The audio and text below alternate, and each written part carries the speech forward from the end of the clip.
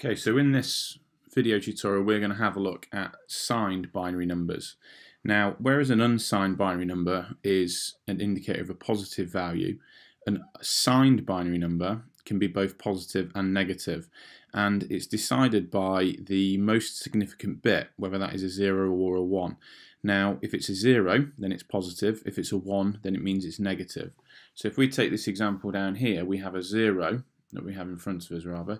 We have a 0 here, so we know that the value is positive, so we simply add these values together to give us an answer of 43. Now, it isn't quite as simple as sort of saying, well, because we put a 1 in front of it, the whole number now becomes minus 43. It's not actually as simple as that, and based on your studies that you do at GCSE or A-level, you'll be introduced to a concept called 2's complement format. Now, 2's complement is covered in a different video tutorial, and I suggest you have a look at that if you want to understand how it works. But just to give you an idea of what we're going to do here, to give ourselves the answer for what this equates to, we're going to convert all the numbers from 0 to 1 and 1 to 0, and then we're going to add 1 to the result. So the easiest way to actually approach doing is if I just write this underneath here.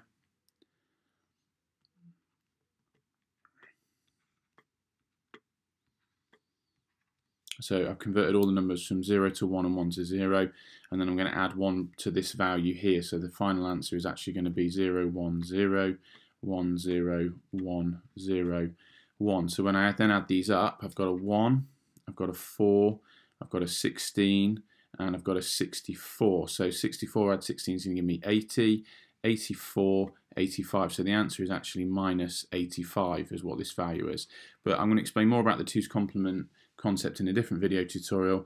That just gives you an idea today that a signed binary number is actually a negative value when we could be a negative value when we see it. It's all based on whether it's a 0 or a 1 at the front.